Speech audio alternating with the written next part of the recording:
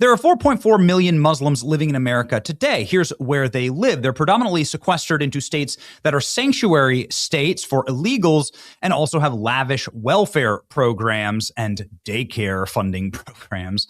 California, for instance, has 500,000 Muslims. That's where Hassan Piker lives. Illinois has 470,000 Muslims. This is where Barack Obama lives. Just kidding. Barack Obama lives in Martha's Vineyard. And Hawaii, that actually is the state with the least number of Muslims. Strange that, isn't it? New York has 720,000 Muslims. And of course, Zoran Mandami is the Muslim mayor of New York City. And while this might be alarming to you because it is, of course, fraying the fabric of America, these are the states that have a deleterious decline in quality of life. People are fleeing these states more than any other state in America. That's a matter of absolute fact. And of course, the quality of life is collapsing. I'd like to bring your attention to Minnesota, specifically Minneapolis, Minnesota, that has 400,000 people in it, but 100,000 Muslims, meaning that Minneapolis, Minnesota is well on its way to becoming a Muslim majority city, maybe the first large-scale city that is a Muslim majority in our country. And how did this happen exactly? Well, it happened because the rules allowed for it to happen. Our leaders demanded that it happen. And now that's being taken advantage of by undercover journalist Cam Higbee, James O'Keefe, and their squad called the Justice League of Journalists, who decided to wear hijabs to expose voter fraud. Watch this.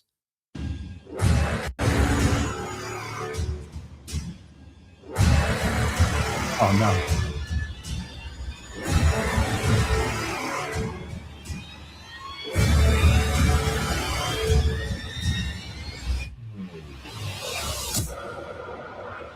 Oh, my. All right. So let's start from the top. Yesterday, I went to Minneapolis polls disguised as a Muslim woman. Poll workers were going to let me vote in other people's names and then vouch for 8 other unregistered foreigners. Video coming soon.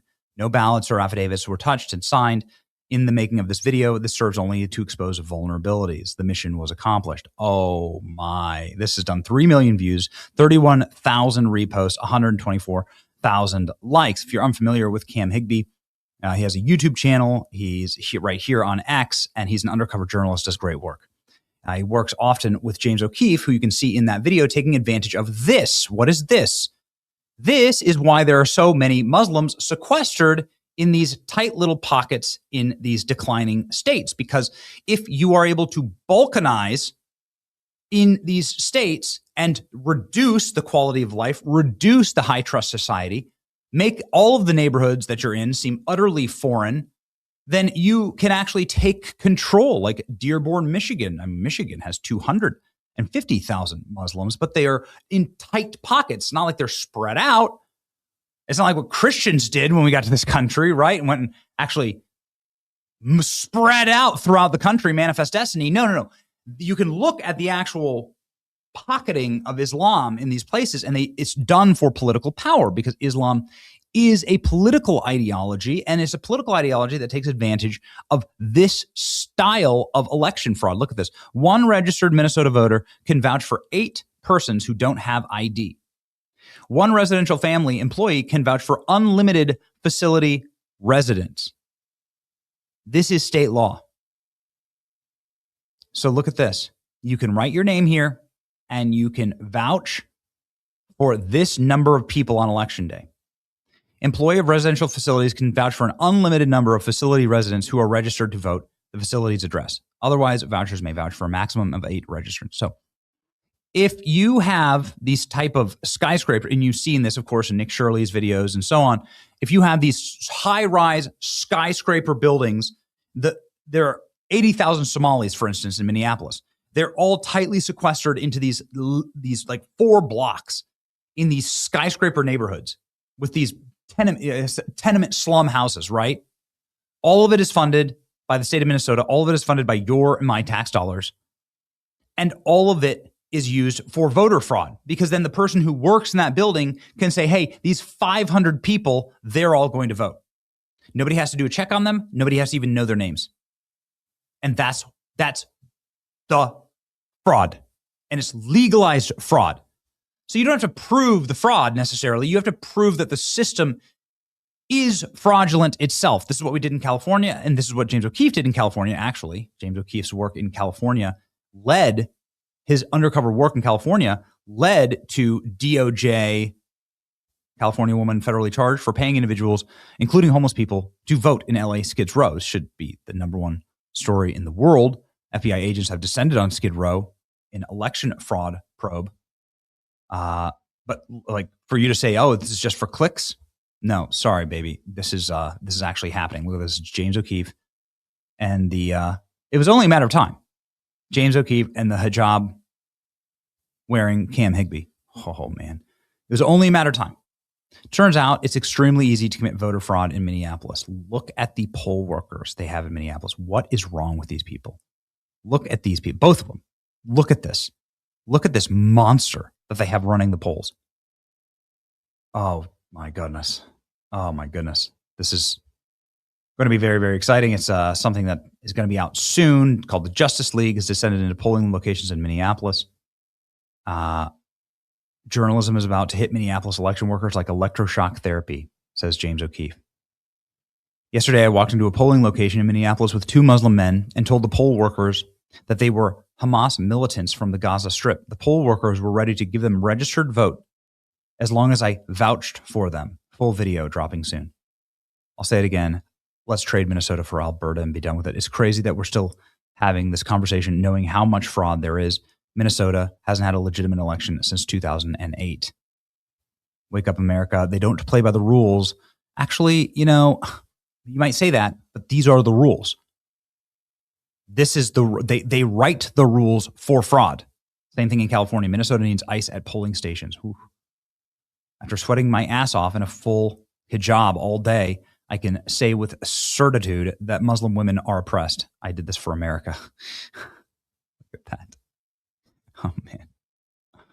Hi, will you be fixing Minnesota's election vulnerabilities? That's right. Yesterday. Let's go.